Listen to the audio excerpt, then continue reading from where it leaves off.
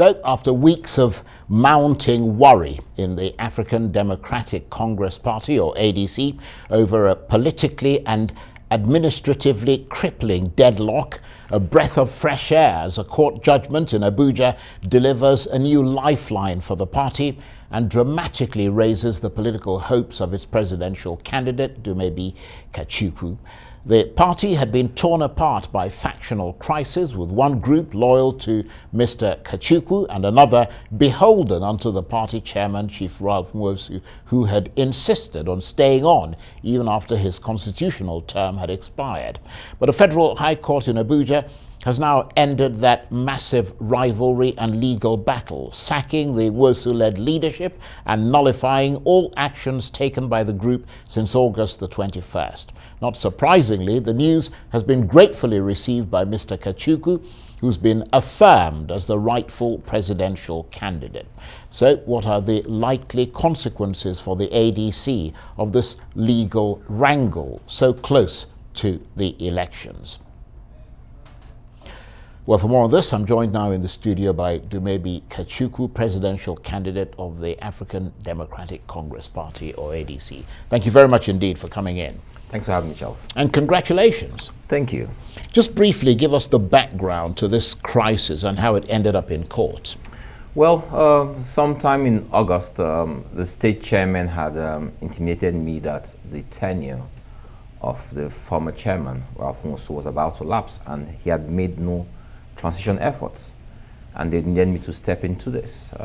The chairman, Ralph Nwosu, pleaded with me to align with him in extending his tenure. And like I said to him and all party members, anything we do within the party is what we sell to the outside world, and I will not be part of any constitutional infraction. And so I aligned with the constitution, not even with the chairman. And he went on a rampage. He and his people went on a rampage after me and said that they will do everything to get me out. They illegally extended their tenure.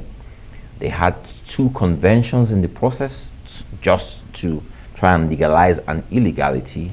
And they did all manners of things, trying to suspend state chairman, suspend me, expel me from the party. It was obvious that you cannot build something on nothing, and eventually the court will have its say, and which is what happened yesterday when Justice Binta Nyako ruled in our favor that Nwosu's tenure lapsed on the 28th of August this year. They nullified all actions taken by him and perpetually restrained him from presenting or parading himself as the chairman of the party. I think at this point, all party faithful are happy, they welcome the news, and we just have to bring everyone together. Even if he's been taken out of the party, we're still all ADC party members. We need to come together now and fashion out a way to ensure that we make it to February 25th next year. And of course, as you said, given all that, this legal victory must represent for you particularly a real morale boost for you, of course, and your supporters. Correct. Yes, it does. It's reaffirmed, first of all, my faith in the judiciary. Secondly, for our supporters who were not clear about the role of INEC in all of this and what was happening, and didn't want to waste their efforts in backing the wrong horse, they now realize that it makes sense to stay on track and focus on what's right. It's a real moral boost, I'll say that. But of course, this struggle within the ADC, some would argue, has been mutually destructive for both opposing groups. I mean, what are the consequences for you of this legal wrangle so close to the elections? Yes, I will admit that it was damaging.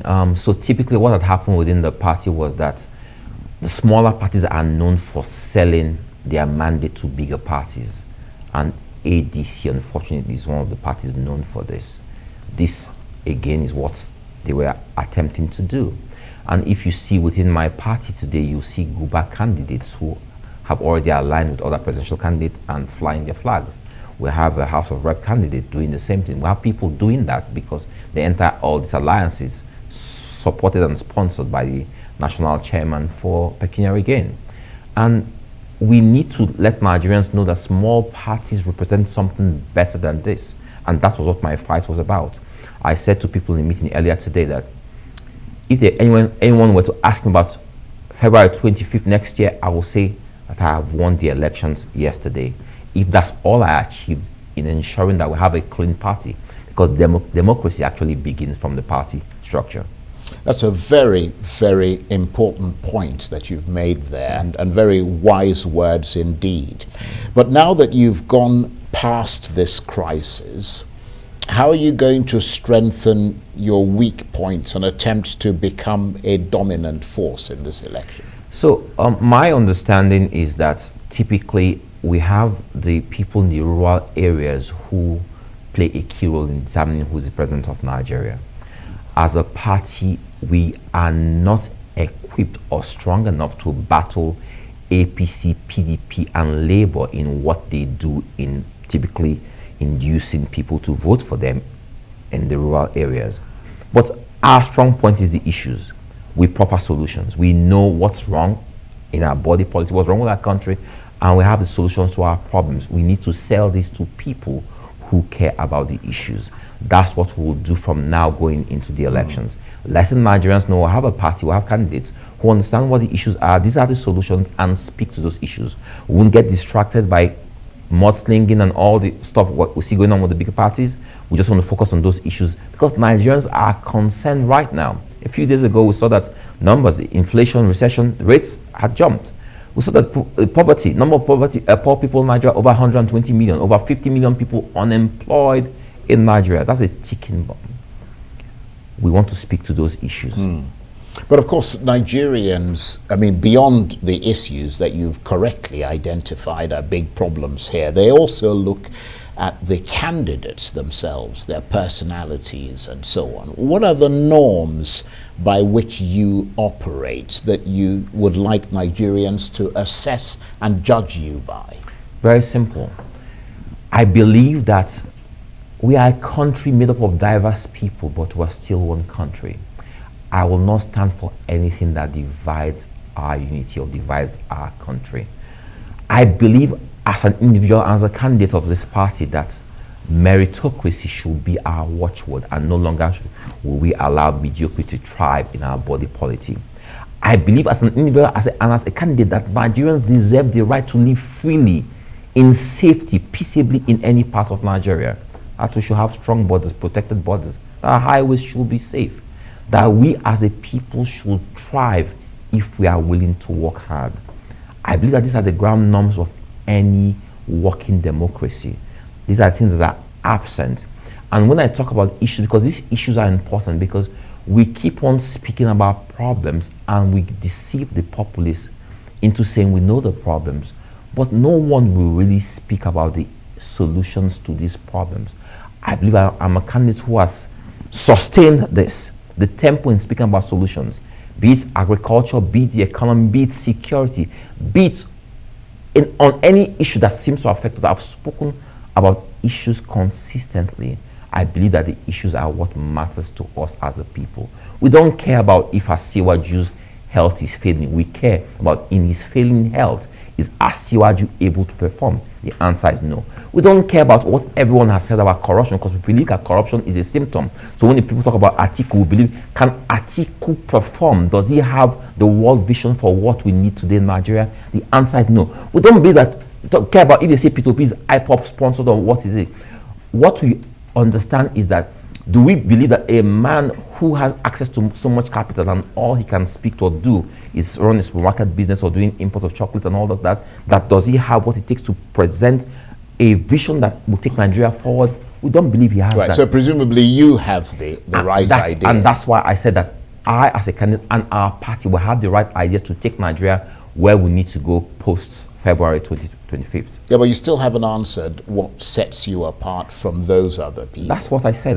I mean, you talked about those people and the potential they have, which you don't recognize. No, earlier on, remember, I started by saying that as a candidate, I believe that Nigeria is one indivisible nation. No, I understand all that. You talked about unity and security and all the rest of it. But what are your plans for Nigeria if they elect you as their president in 2023? Very simple. I will tackle security headlong. But they all say they're going to tackle I won't tell you what makes yours I different? won't tell you what I will do. Yeah. In the short term, I'll bring on more men and women. I'll take 200,000 men and women drawn from the police and the civil defense to augment or complement what we have out there, because we are short-staffed in that area. I'll use technology and bring on board more resources. Nigeria as a country, we're still operating 100 billion naira security budget. The same thing Jonathan was doing, even though our economy is failing, even though we see what the exchange rate is, even though we know that diesel is at 800 naira a liter. I will bring on board more resources. I will bring 1 million men and women into the armed forces. Understand that it takes 9 months to train a soldier, 3 years to get him battle ready. We need to start early, getting those people. Yeah, but how are you going to fund all that? Because Nigeria is in dire straits. Nigeria is in dire straits because our security problems are compounding the economic problems we have. All our problems are intertwined. If we face security and we face economy, we need to diversify our economy. We need to understand that Nigeria's true asset is Nigerian people. We keep on seeing government making the same mistake of believing that, oh, as long as you throw money into mining more oil and gas, throw money into agricultural sector and what have you, but they never support the Nigerian people to actually be the ones to mine those assets. Nigerians are some of the smartest people in the world, doing well in other climes, but in Nigeria they don't seem to thrive because we have a government that seems to undermine them in any effort they make. I say to people all the time that for every 1,000 steps I've taken, if my government worked, I could have taken 1,000,000 steps. I am the president who wants to ensure that Nigerians who come after me don't suffer my fate. Nigeria has got to work for all Nigerians, irrespective of tribe. Yeah, but I'm wondering on what basis people can judge you and assess you, because all the other people, I mean, Kachikwu has been a vice president, Obi has been a 2-term governor, and Bola Ahmed Tinubu has been a 2-term governor, but this is your first attempt at running for public office. Exactly, you just made my points. We've been able to assess their failures because they failed in public service. I'm a private sector person who is doing very well in the private sector. I want to take that experience and that success into public service. Yeah, but why did you have to go for president? Why couldn't you go for lower hanging fruit? I mean, people would feel more comfortable, and I'm not presuming to, know what they think, but I mean, quite a number of people have said that, they'd feel more comfortable if you had gone for maybe National Assembly or even governor. Absolutely not. Look around all over the world, you have young people taking the mantle of leadership in more advanced democracies. Why are they doing that? We have a world that is determined by different viewpoints now, that is determined by different ideologies. Foreign affairs is being determined by the metaverse and what have you. In Nigeria, we're still speaking about mundane issues that are being driven by geriatrics. We need to do away with that kind of thinking. We need to bring on board people who have a cosmopolitan view of the world. Yeah, but I don't think anybody cares how old you are. They care about the amount of experience that you can bring and the trust that they can place in you. Exactly, and that's the experience I speak of, the experience that is born out of the years of practicing in the private sector. Because we keep on making the mistake and we say that, oh, the people who have been local government chairmen or governors or ministers in a country has consistently failed, that those are the people who we trust. But we see that our country has failed. So that's why people like me need to step up. We can't all stay in our homes and look at these people and complain about them. There comes a time for patriotism. There comes a time when we need to do what is right by our country. Yeah, but do you believe, Mr. Kachikwu, that you can actually win in the face of the formidable challenge from parties like the APC, the PDP, Labour and the NNPP, not to mention SDP and 12 others? Beautiful question. My answer is this.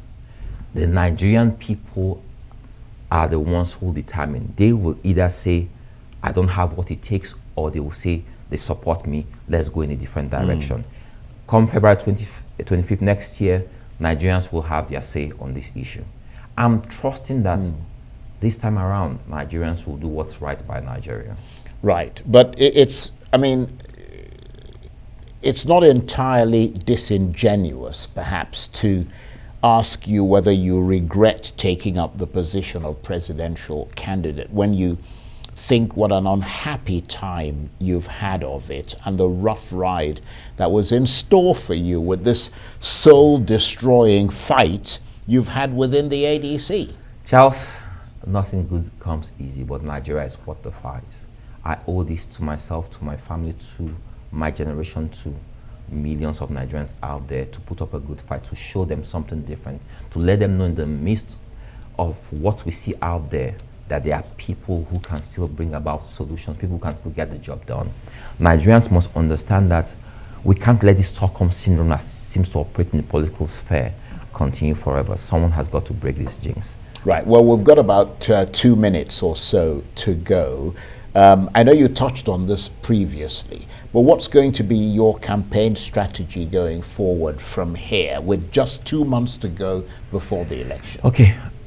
I will focus on the middle class. I'll focus on these people because their votes cannot be bought. I will have a sustained message going all the way to the elections telling these people, these are our problems, these are the solutions, but you guys are the only ones who can change the trajectory of our nation if you do come out and vote. Most of them have never voted. I'm trying to tell them, take a chance on Nigeria. Do the patriotic thing, come out and vote. That's my strategy going forward.